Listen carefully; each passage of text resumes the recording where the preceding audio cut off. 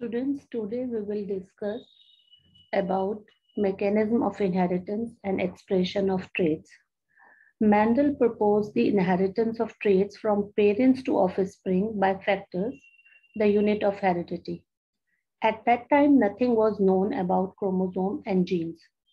Students Mendel ने कहा कि किसी भी पेरेंट से जो ऑफस्प्रिंग में करेक्टर्स जाते हैं वो कंट्रोल होते हैं फैक्टर्स से, क्योंकि उस जमाने में जीन्स के बारे में, क्रोमोसोम्स के बारे में नहीं पता था।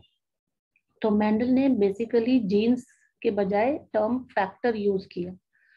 जॉनसन बाद में आए, उन्होंने फैक्टर को रिप्लेस किया जीन से। It is a segment of DNA present on the chromosome and it is responsible for the synthesis of a particular protein. तो जीन क्या है? जीन एक फंक्शनल सेगमेंट है डीएनए का, जो कि रिस्पॉन्सिबल है for synthesis of a particular protein.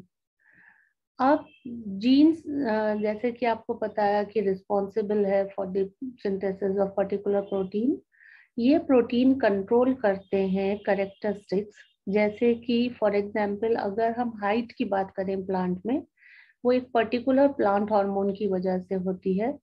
तो ये जो प्लांट हार्मोन है ये डिपेंड करता है on the efficiency of making it. तो अगर जीन एफिशिएंटली काम कर रहा है तो वो प्रोटीन्स को प्रोड्यूस करेगा और एक large number of plant hormone produce होंगे, जो और प्लांट जो है टॉल ग्रो करेगा। अगर gene gets altered due to which it makes enzymes less efficient, तो जो अमाउंट ऑफ हार्मोन है वो लेस प्रोड्यूस होगा और प्लांट जो है वो शॉर्ट हो जाएगा। तो ये आप मैकेनिज्म यहाँ देखोगे कि क्या होता है कि ऑर्गेनिज्म के अंदर सेल्स होती हैं, सेल्स में न्यूक्लियस, न्यूक्लियस में क्रोमोसोम, क्रोमोसोम में डीएनए और डीएनए में जीन्स।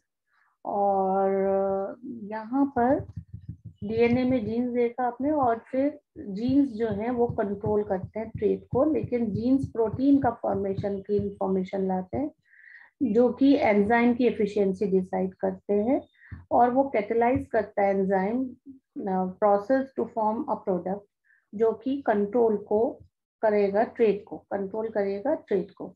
तो ऑर्गेनिज्म के अंदर सेल्स, सेल्स के अंदर न्यूक्लियस, न्यूक्लियस के अंदर क्रोमोसोम, क्रोमोसोम के अंदर डीएनए, डीएनए के अंदर जीन, जीन इंफॉर्मेशन लाएगा प्रोटीन्स के लिए, जो कि एंजाइम्स फॉर्म होंगे प्रोटीन से। प्रोटीन एंजाइम्स प्रोटीन का ही पार्ट है, समझ लीजिए एंजाइम्स ही प्रोटीन है, या एंजाइम्स एक कैटलिस्ट की तरह से काम करते हैं, जो कि एक पर्टिकुलर प्रोडक्ट को फॉर्म करेंगे और जो कंट्रोल कर रहा है ट्रेट को।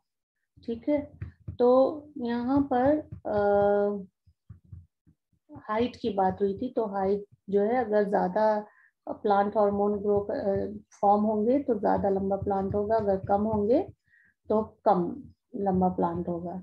सेक्स डिटर्मिनेशन में डिफरेंट स्पीशीज यूज करते हैं different methods for sex determination, जैसे कि एनवायरनमेंट यूज कर सकते हैं, कोई भी फैक्टर एनवायरनमेंट का, टेम्परेचर, लाइट वगैरह, जीन्स, क्रोमोसोम्स। कुछ एनिमल्स में एनवायरमेंटल फैक्टर जैसे टेम्परेचर एक इम्पॉर्टेंट रोल प्ले करता है। जब अगर हम फर्टिलाइज एग को हाई टेम्परेचर पे रख देंगे तो ऑफस्प्रिंग मेल होंगे, और अगर कम टेम्परेचर पे रखेंगे तो वो फीमेल होंगे, जैसे कि क्रोकोडाइल में देखा गया है। अगर हम स्नेल्स की बात करें तो इंडिविजुअल कैन चेंज सेक्स, ठीक है, indicating that sex is not genetically determined. लेकिन ह्यूमन बींग्स में सेक्स जेनेटिकली डिटरमाइन होता है। ह्यूमन बींग्स में 23 पेयर्स ऑफ क्रोमोसोम्स होते हैं, जिसमें से 22 क्रोमोसोम्स कॉमन होते हैं मेल और फीमेल में, उनको बोलते हैं हम आउटोसोम्स। और जो 23rd पेयर है वो सेक्स क्रोमोसोम कहलाता है। फीमेल में टू सिमिलर क्रोमोसोम्स होते हैं, जिसको हम डेजिग्नेट करते हैं एक्स एक्स से, जबकि मेल में 2 डिसिमिलर क्रोमोसोम्स होते हैं, जिसको हम डेजिग्नेट करते हैं एक्स एंड वाई से। अगर एक्स कैरी करने वाला स्पर्म, स्पर्म समझ लीजिए दो टाइप के प्रोड्यूस हुए मेल में, एक स्पर्म कैरी कर रहा है एक्स क्रोमोसोम, सेक्स क्रोमोसोम, और एक स्पर्म कैरी कर रहा है वाई सेक्स क्रोमोसोम। अगर एक्स क्रोमोसोम कैरी करने वाला स्पर्म फर्टिलाइज होता है एग से तो फीमेल चाइल्ड डेवलप होती है। अगर वाई क्रोमोसोम कैरी करने वाला स्पर्म फर्टिलाइज होता है एग से तो एक बॉय प्रोड्यूस होता है, जैसा कि आप इस डायग्राम में, इस पिक्चर में देख रहे हो। गैमीट्स बने एक्स और वाई क्रोमोसोम वाले, स्पर्म्स बने, और फीमेल में तो एक ही तरह का होता है एक्स एक्स। और जब वो फर्टिलाइज होता है एक्स से ये तो ये बना फीमेल, और ये जो बना मेल। वाई क्रोमोसोम अगर होगा, वाई स्पर्म कैरी करने वाला, वाई क्रोमोसोम कैरी करने वाला स्पर्म अगर फर्टिलाइज होगा तो मेल बनेगा। तो thank you very much and keep watching my videos and subscribe my channel. Thank you very much.